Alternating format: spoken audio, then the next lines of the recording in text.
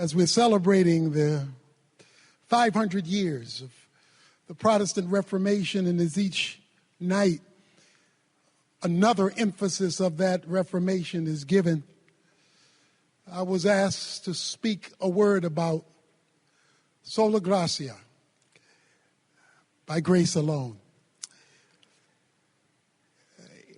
In Europe, some years ago, in an asylum, a sanitarium, a test was set forth to determine whether someone was sane enough to be set free from the sanitarium, whether they had gotten enough intellectual stability to be let go. And one of the crude ways that they would determine this was to place the inmate in a janitor's closet. They would turn the water on and put a stopper in the sink. Let the water fill up the sink and run over. They would give the inmate a mop. They would tell the inmate to clean up the mess as the water ran over from the sink that had the stopper in it. They would then leave the room for a couple of minutes and leave the inmate alone, whose task it was to mop up the mess. When they came back a couple of minutes later, if the water was still running with the stop in the sink and they were still mopping, they knew that person was not ready to go anywhere, because they did not have the capacity to understand the root of the problem. For hundreds of years, the church in darkness was trying to get people to mop up their sins through effort and merit, through indulgences. The then known Catholic Church, the Universal Church, had descended into a darkness that was engulfing Christianity, so to speak. Martin Luther rose up in 1517, and he came to Wittenberg door and he pulled the stopper out of the sink. He told people, you don't have to keep slinging your mop. You don't have to keep self-effort to make yourself acceptable to God, because acceptance with God is by grace alone. And that one of the five solas led to the Protestant Reformation, of which we are beneficiaries. When a person is in a contest and they win, they get a trophy. When a person is being recognized for an achievement, they get a reward. And when a person goes to work every day, they get a wage. But when you get a wage and you haven't worked, when you get a trophy and you haven't played, when you get an award and you haven't achieved, that's called unmerited favor. And at the heart of grace is unmerited favor. Grace can be defined as the goodness of God to people who do not deserve it, could never earn it, and could never pay back for it. For it is the God of grace that offers his goodness to undeserving mankind. And it was the rediscovery of grace that led to this Reformation, so that people could understand the biblical way to salvation. Grace is all that God is free to do for us, independent of us. According to Romans 11:6, grace is apart from works, For if it is of works, Paul says, it cannot be any longer of grace. And so what was reignited in the Protestant Reformation was an understanding that salvation cannot be earned, bought, paid for, or merited. To appreciate grace and to understand it, we have to understand the backdrop of our need for it, which will lead to the implications of it. A man came to a doctor one day to get the results of his test. The doctor said, I have some bad news for you, and then I've got some really bad news for you. Which do you want first? He said, well, what's the bad news? The bad news is I've examined your test, and you only have 24 hours to live.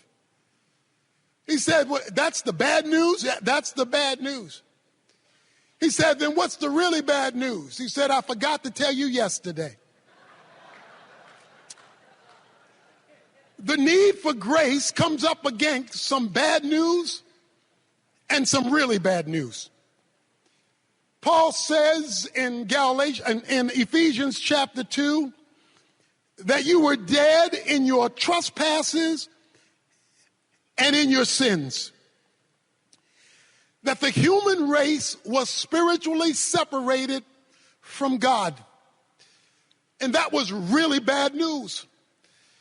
He goes on to say in those opening verses that the world, the flesh, and the devil had teamed up to condemn the human race to a virus called sin for which it could not heal itself. That no amount of human effort, no matter how well-intentioned, could solve the problem of sin in the human race.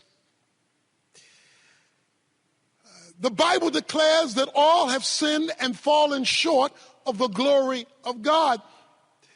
And he calls that spiritual death. Now, granted, we do that at different levels of decomposition.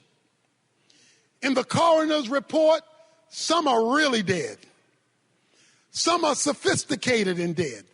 Some are rich and dead. Some are poor and dead. Some are black and dead. Some are white and dead, but all are equally dead, separated from the life of God. You know, in days gone by, funerals were very crude. People would die, and then they would be put in wooden boxes. And after put in wooden boxes, they would be put in horse-drawn carriages. They would be taken to the cemetery. And then this wooden box would be laid in a grave, dug by hands and shovel with ropes wrapped around the top and wrapped around the bottom to lower them in. But when you die today, you die in style. There isn't a wooden box, there's a bronze casket. There's not a horse-drawn carriage. There is not only a limousine, but a fleet of a limousine led by two motorcyclists out in front. You've always wanted to stop traffic. You get to stop traffic that day and go through red lights. You find yourself at the interment, not with ropes around the casket, but being lowered down by a nickel-plated machine. But I'm here to tell you, whether it's a horse-drawn carriage or a limousine, whether it's a wooden coffin or a bronze one, dead is still dead. And so while people have different levels of decomposition and different atmospheres around their grave experience, the Bible has declared that all men are equally dead and separated from the life of God. But then Paul goes on in the chapter and introduces two words that can change any situation. But God. He introduces two words that can reverse any scenario. But God. He introduces two words that can open up graves and unhook caskets and dig out dirt and make dead things live again. He says, but God. And then he introduces us to how we got grace. And he throws together some theological terms that is easy to read, but equally easy to miss. Listen to what he says. He says, but God, being rich in mercy, because of his great love with which he loved us, even when we were dead in our transgressions, has made us alive together in Christ. He says that God had to have a discussion among his attributes, that he had to get together with himself, by himself, about himself. He says on one side there was the wrath of God, because he says in verse 3 we were children of wrath. Because God's perfection and his justice demands his wrath, because he cannot negotiate with sin, skip sin, flip sin, ignore sin. He must react to sin, because that's just the way he is. His just, perfect righteousness must react to that which is contrary to his nature. He cannot act like wrath is not part of his nature. But on the other side of his character, according to verse 4, was because of the great love with which he loved us and the mercy he wanted to extend to us. So on one side is justice and wrath, and on the other side is love and mercy. The biblical definition of love is the compassionate and responsible care for the well-being of somebody else. The biblical definition of mercy is not giving what a person deserves. So now we have a conflict of attributes. We've got wrath and justice, which must be mediated out. And we've got love and mercy, which is desired to be expressed. How can the desire to express love and mercy deal with the reality that justice and wrath must be executed? Therefore, God had to come up with a plan for his attributes to get along. He had to come up with a plan for justice and mercy to be okay, while simultaneously it being okay for love and mercy to be expressed. Since he could not look to his creation in order to resolve the problem, because the creation was the problem, he had to come up with an answer to address the conflict within the attributes, given the sinfulness of man combined with the desire of God expressing his love.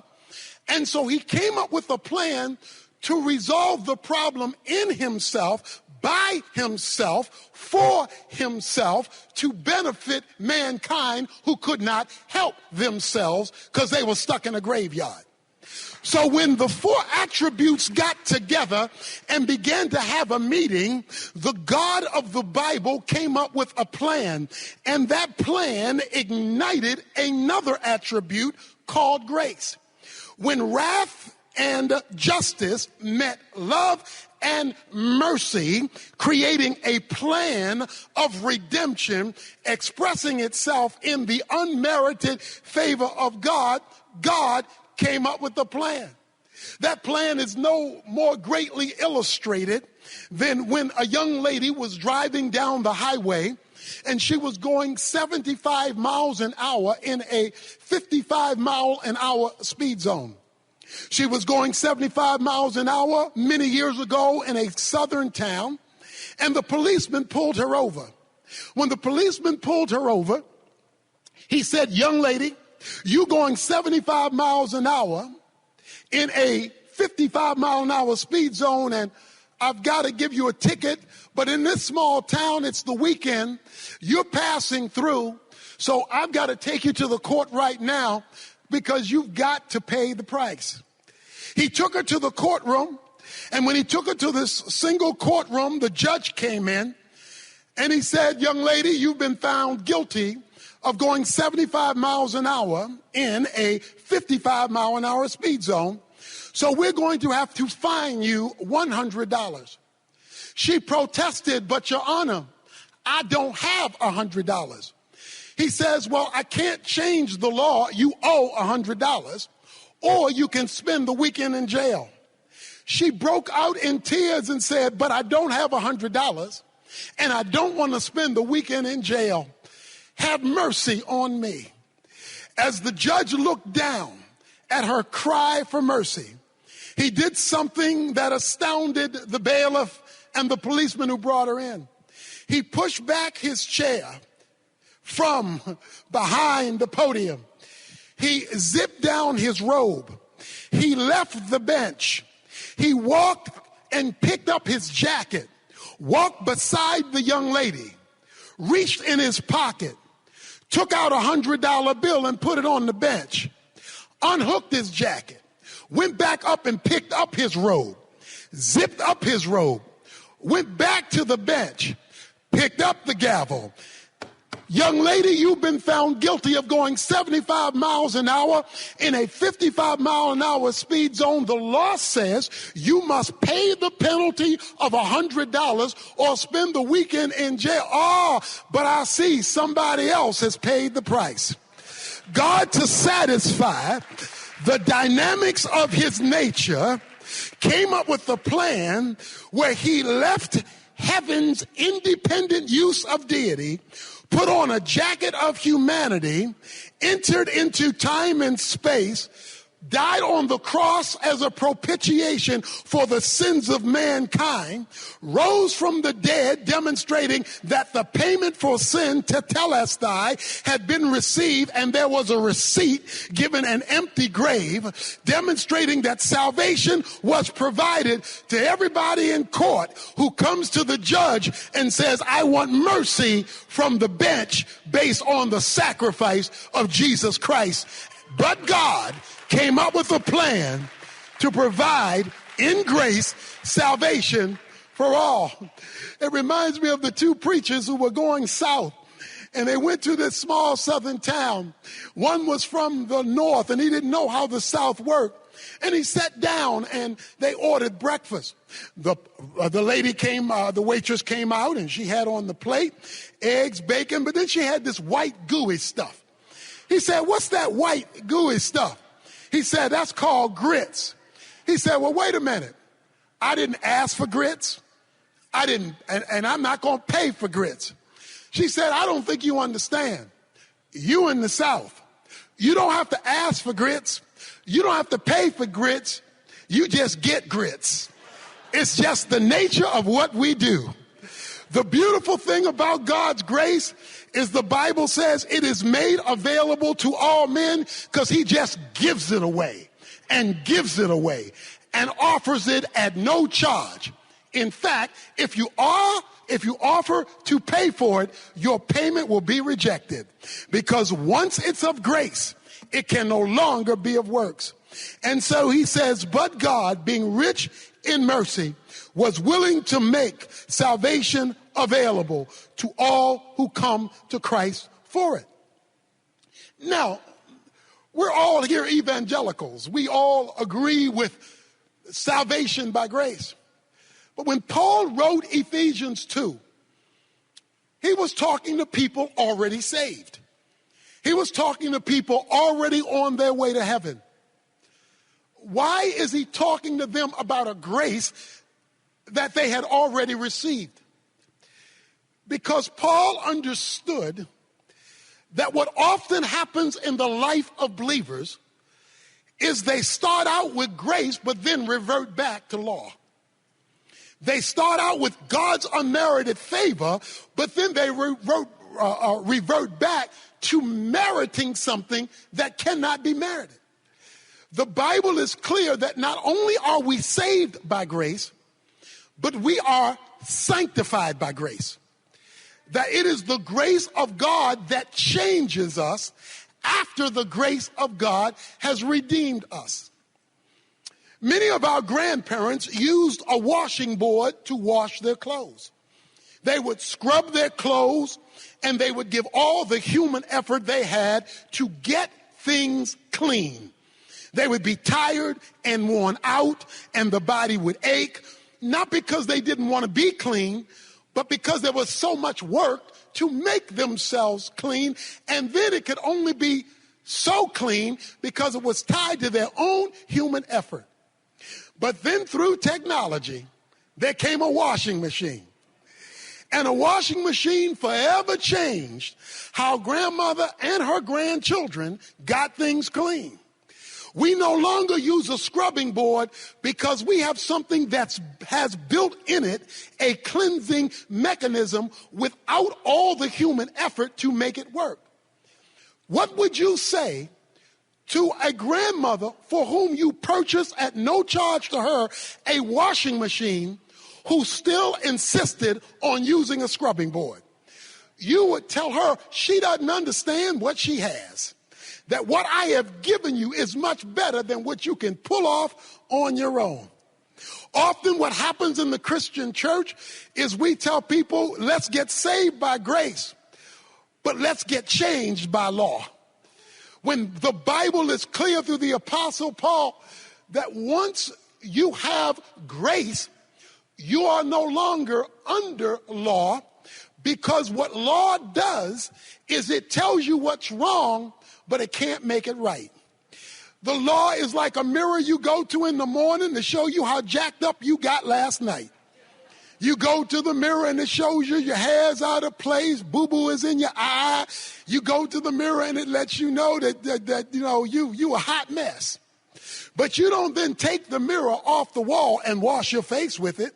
You don't take the mirror off the wall and comb your hair with it, because you know the mirror is only designed to reveal it. It's not designed to fix it. What God has so given us in grace, even after salvation, is a means to fix the very thing that the law condemns. But because we either do not understand grace, do not trust grace, or do not utilize grace, we do not experience the flow of grace. And Paul says in Galatians 5, verses 1 through 4, when you lose sight of what grace is, you fall from grace. And when you fall from grace, you are severed from Christ.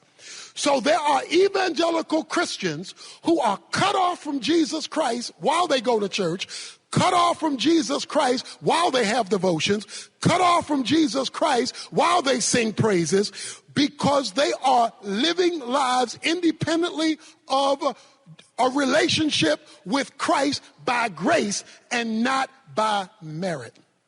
Now, when we understand this, he says in Galatians 2 that this grace that God has provided creates a relocation. Listen to what he says. Paul says, he says that when we were dead, he made us alive together with Christ. He raised us up together with Christ. He seated us together with him in a whole nother location called heavenly places.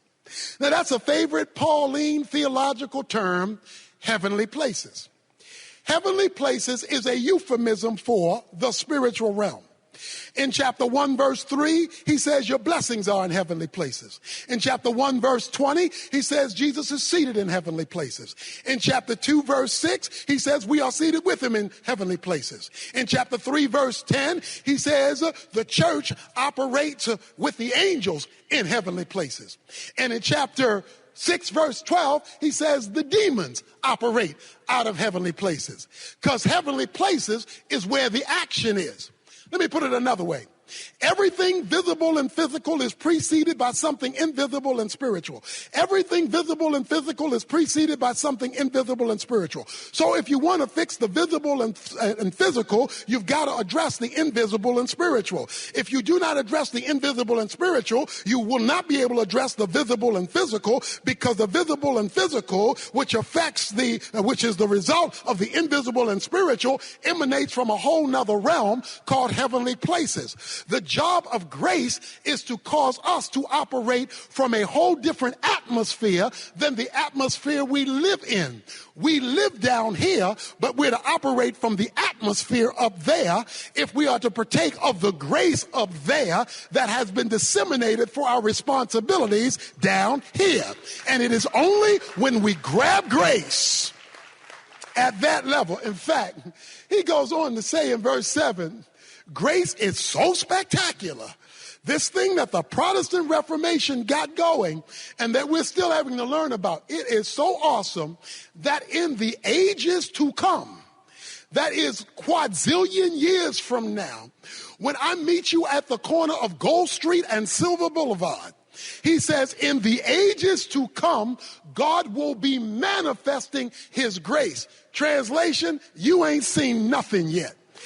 Because God is infinite, he is going to expose himself, since there will be no competing sin, so that every day, in fact, there is going to be so much grace in eternity, God is wiping out night so that you don't miss anything.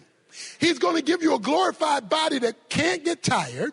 He's going to keep it daylight forever, so that forever all you're going to see is God showing up, showing off. You're going to say, ooh, wow, God, ooh, did you see that? I mean, it's going to be nonstop exposure of infinitude by an infinite God in the ages to come. This is why he wants you to know, by grace, the famous verse 8 and 9, you have been saved. He says the Greek word for saved means to be delivered or rescued. He says all this is by grace. And it is by grace, and you are connected with him. You know, I've been the chaplain for the Cowboys, chaplain for the Mavericks. And when I do the Mavericks, they give me 4 tickets. They give me 4 tickets. I do the Maverick chapel. I tell some of the guys in church, I say, don't go on your own. You come with me. Because if you come with me, they charge you $15 a car to park. You don't have to pay to park because you're with me, and I get a free parking pass. So you come with me. That saves each one of you $15 from parking. When you come with me, we're not going through the general public entrance. We have a private entrance. And we have a private entrance because I can go through that entrance. But if you're with me, you go through that entrance too. Not because of who you are, but because of who I am.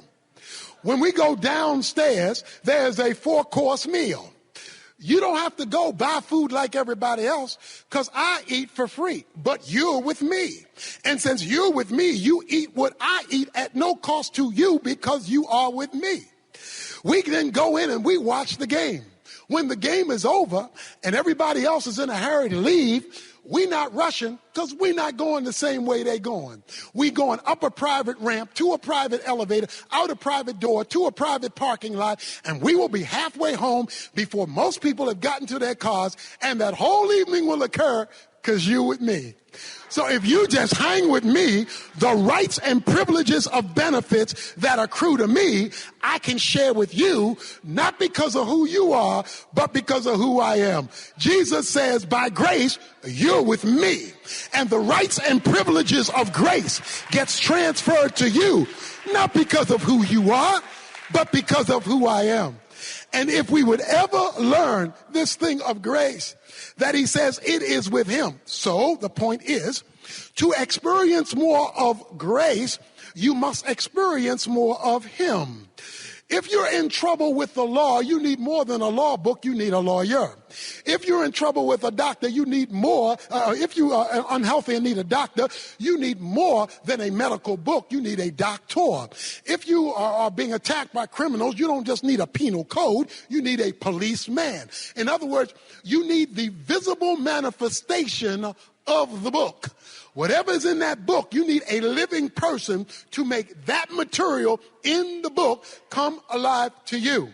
That is why Titus chapter 2, verse 11 is so critical. For the grace of God has appeared to all, bringing salvation to all men. And then he goes into, we look to Jesus Christ, because he is the dispenser of grace. That is why what Nick is talking about is so critical, because the more Jesus you have, the more grace you get. The less Jesus you have, the less grace you experience. So it is the relationship with a person that allows him to dispense the grace that he offers, which is his sufficiency for the life that he's called us to live. Grace is like Niagara Falls. It just keeps on rolling. Fish don't run out of water, animals don't run out of foliage, and we don't run out of oxygen because of the abundant supply. And since God has got enough grace for you, your life, your ministry, your program, and he doesn't run out of it, that relationship allows him to dispense not only what the Reformation called for, salvation by grace, but sanctification by grace, sustaining by grace, transformation by grace. It's all about the grace of God when we operate from heavenly places. Now that the introduction is over, he throws a zinger in here. He's been talking for 9 verses about grace. He's used grace 3 times in Ephesians chapter 2. You're saved by grace. You're sanctified by grace. By grace are you saved, not of works. It cannot be merited. It's what God does for us, independent of us. That's the only definition of grace there is. The moment you add merit, it is no longer of grace. Then wait a minute. Then if that's true, what about my responsibility to work? He knew you were going to ask that question. So he comes in verse 10 and he keeps grace alive. He says in verse 10, for we are his workmanship, created in Christ Jesus for good works, which God prepared beforehand so that we would walk in them. You don't work to get grace, because grace cannot be earned. Grace cannot be merited. There is nothing you can do to make God give you grace, for then you would merit it and no one should boast. But what you can do is respond to grace. Your work, my work, our ministry, your service, what you do should be a response to grace. It is not an effort to merit grace. It is our appreciation for the greatness of grace that has been freely given to us. And the more of that grace you experience because of the work that you do. Notice the phrase, we are his workmanship, because it's about him. And he created us, saved us for good works. In other words, as out of our salvation, there should be a response. And you don't even get to choose the work, because which he has created beforehand. So he was already ahead of you before you got the work that you were responsible to do, that we should do for him. It's all about him, because it's all about grace. You know, I almost drowned when I was about 12 years old. I almost drowned in a swimming pool, but a friend named Donald reached in and pulled me out just in the nick of time. I got so shook up by that experience, I went on to become a lifeguard. I became a good lifeguard 50 years ago and 50 pounds ago. I became an excellent lifeguard, and then I graduated to be a water safety instructor, because a water safety instructor trains lifeguards how to lifeguard. You see, when I got delivered from drowning, I developed a passion to deliver other folk from drowning. So having been delivered myself, I became a lifeguard and a water safety instructor so I could give to others the very deliverance that I had experienced myself. You see, when you never forget where God brought you from, when you never forget where you were drowning in the graveyard of sin and death, you can't help but show appreciation by becoming a spiritual lifeguard and delivering others through good works. Not to earn grace, because grace cannot be earned, but to respond to grace, because grace is great when it is given. He says that this grace is God. You know, there's a movie, The Hanging Tree. The Hanging Tree with Gary Cooper. This is an old movie. Gary Cooper is a doctor, and he's in an old western town. And this young man gets shot. And Gary Cooper goes, and Gary Cooper works with him and takes out the bullet and saves the man's life. The young man said, "Doc, you saved my life. What can I do for you?" The doctor looked at him and said, "Well, I tell you what, you can be my assistant, and you can be my assistant for the rest of your life, because that's how long you would have been dead if I hadn't saved you. When you understand that God has saved you for eternity, it's okay to give him a few years of your life in history, giving him an appreciation for the magnificent grace of God. When you understand grace and you respond to grace, as grace, you get more grace for God to do more in you, through you, for you. But when you leave grace, even when you're doing ministry, you get cut off from grace, and then you are severed from Christ. And so you do not experience the availability of the grace that God has given. While you can never earn grace, you can always access it. Romans chapter 5, verse 2, we access this grace by faith. So you access it, but you never earn it. And then in the last section of the book, I want to throw you an uncomfortable comment for some of you, because he doesn't leave the subject of grace. He throws in an adverb after talking about what grace is, after discussing how grace works, the union we have with Jesus Christ, and the flow. You know, when I was a boy, the way we took baths in the inner city of Baltimore was the way we went swimming in the inner city of Baltimore was the fire hydrant. Every Saturday, the fire marshal would come and flush out the fire hydrant. We put on our bathing suits and we go swimming. And we just let the water run on us as we were playing in the fire hydrant. But something always bothered me. I went to my daddy. I said, Daddy, that 3-foot fire hydrant, how does that have all that water? He said, boy, that fire hydrant doesn't have any water. It's underneath. It's hooked up to the dam. And the dam provides, through a pipe under the ground, the water you're getting out of the hydrant. When he explained that to me, I understood that their flow from the dam, which was much bigger than what I needed for my swimming lesson. That's how grace is. There's more grace than you can ever flush through your life. But when you open up that flood and God is able to flow to you and through you, because you are now being of benefit to others, you are now seeing what God can do that only God can do, for which only God deserves the glory. You're merely a hydrant through whom he can flow. And then he says, therefore. Somebody say therefore. Because see, whenever you see therefore, you need to ask what it's there for. Therefore always means in light of what I just said, in light of what I've just talked about, in light of what I just explained. That is, in light of my discussion about grace. And then he gets sensitive. Because he says, in light of what I said, he goes from verse 11 to verse 22, and he says, there should be racial healing in the church.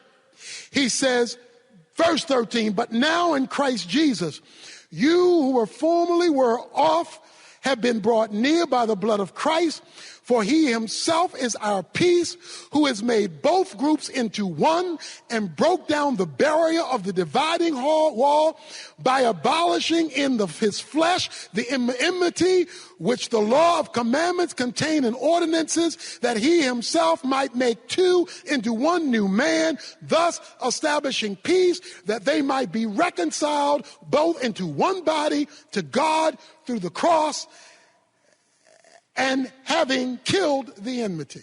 Let me put it this way. When grace hasn't gotten big enough and flowed strong enough to bring racial healing, Paul says in chapter 2, you don't understand grace. Because one of the things that the good works of grace will do, verse 10, is in verse 11 through verse 24. It makes the two into one. No longer is there illegitimate division between Jew and Gentile when grace has been understood. Because in the grave, you're just dead.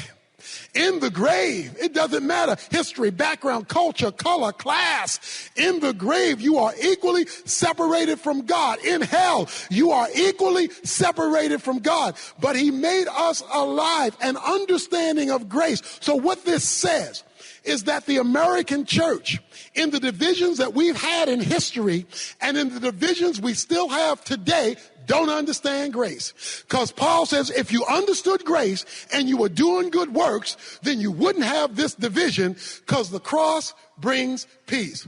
Whenever my wife makes me a sandwich, it will always be with mayonnaise. I don't eat mustard sandwiches. I am not a mustard guy. I am a mayonnaise guy.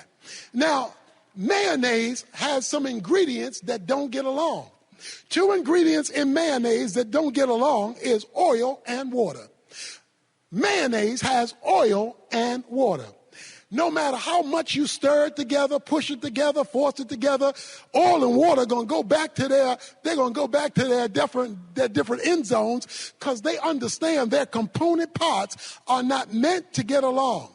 But the reason I can eat mayonnaise is because of a process of emulsification.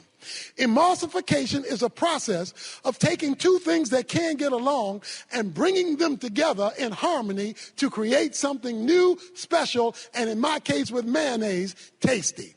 So the reason why I can eat mayonnaise is because introduced to oil and water is egg.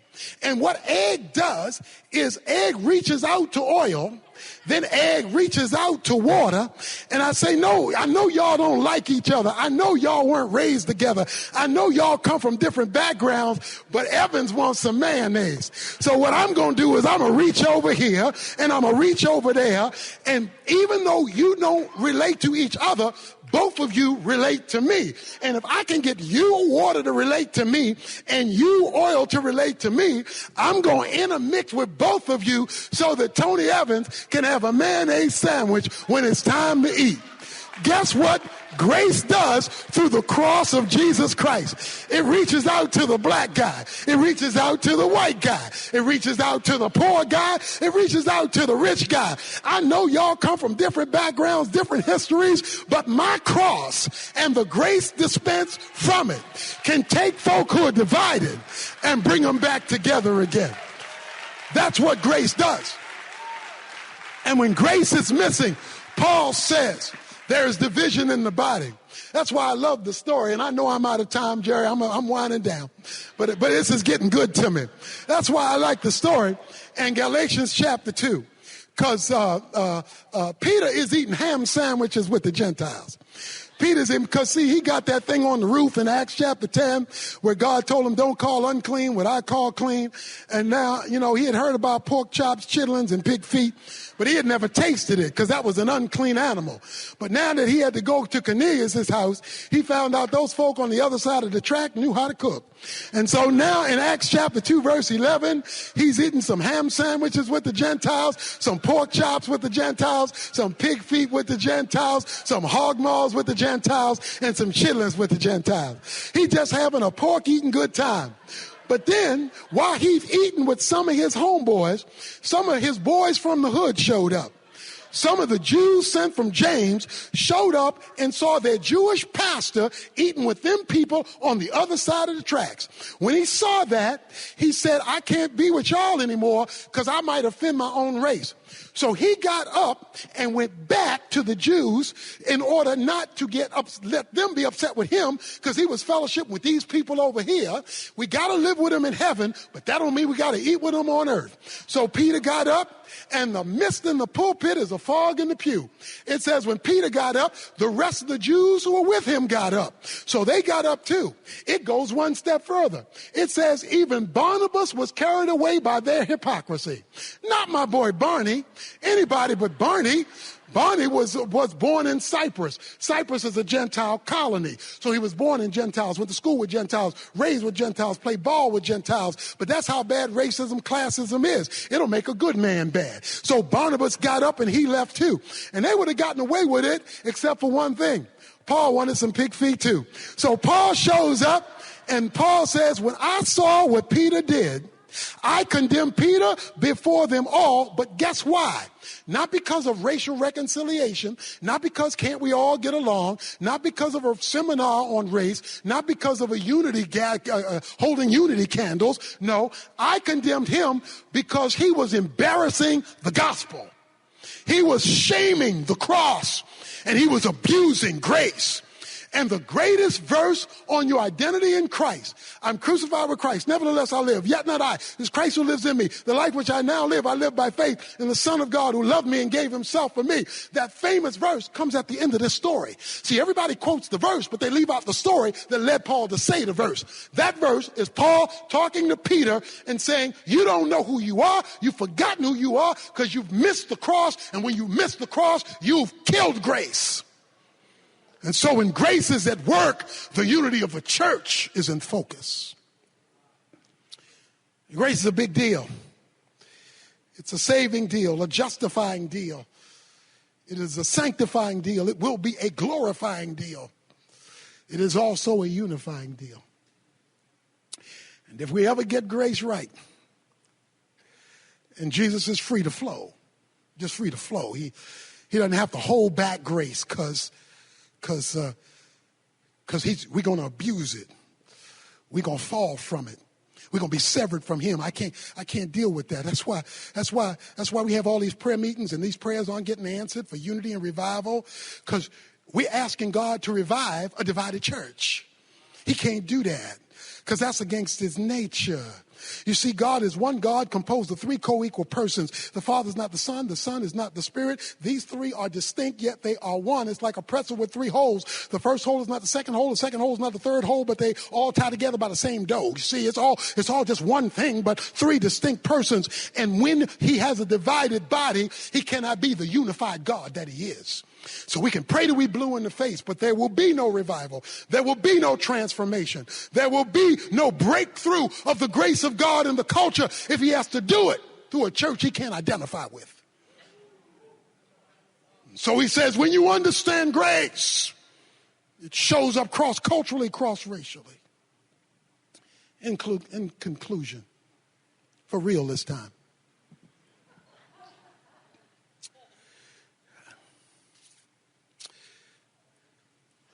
A lady had a major scar on her face. Major scar. Ugly. Her daughter would never invite her to any things at her school. She wouldn't bring any friends over to the house. She wouldn't do any of that because she was ashamed of how ugly her mother looked with this horrific scar on her face. One day her mother came to her and said, darling, why won't you ever invite me to your school functions? You never bring your friends over here. When I ask to meet them, you never let me meet them. Why? The daughter said, Mama, I hate to say this, but it's your scar. It's your scar. That ugly scar, I'm so ashamed. I'm sorry I feel that way, but I can't get over the scar. She said, son, daughter, have a seat. Sit down. Have a seat. Let me tell you about my scar. You were a baby in the crib. I was out hanging up clothes on the clothesline. I saw smoke coming up through the roof of the house. I screamed, my baby, my baby. And I rushed inside, and the smoke was engulfing my baby's crib. I picked up my baby to run out of the house. As I was getting ready to run out of the house, a beam collapsed and struck me on the side of my face as I threw you through the door. And it burned me. So you have to understand, every time you see this scar, it's a reminder of the price I paid to deliver you. Every time you see the scar and don't want to talk about me to your friends, you just need to remember this scar saved you. Every time you see this scar and you don't invite me to be where you are, I just want you to remember, is this scar. That's the reason why you can go to those events and have these benefits and have your friends. Just don't forget, when you see this scar, it's because I was delivering you. My brothers and sisters, when you get to glory, and you're walking on those streets of gold and going in and out of your mansion with your brand new glorified body, you'll all be the age approximately of Adam and Eve, which was the perfect age of adulthood when you enter into glory, and all of the flaws will be removed in the glorified body. There will be no tiredness. There will be no diseases. There will be no sickness. You and I will have perfect, glorified humanity forever. But there will be one scarred person in heaven. There will be one person who forever his scars will never leave. Whenever you run into him, you will see the nail prints in his hands and the nail prints in his feet and the scar in his side, because when he rose from the dead, he told Thomas, you can touch the nail prints in my hands, you can touch the nail prints in my feet. God has kept Jesus Christ scarred so that 100 quadrillion years from now, when you run into him through the passages of glory, you will be reminded that the only reason you are here, the only reason you are enjoying what you're enjoying as he displays his grace throughout the ages, is because he got scarred on the cross for you. Praise God for the scars, because the scars are the basis of his grace. God bless you.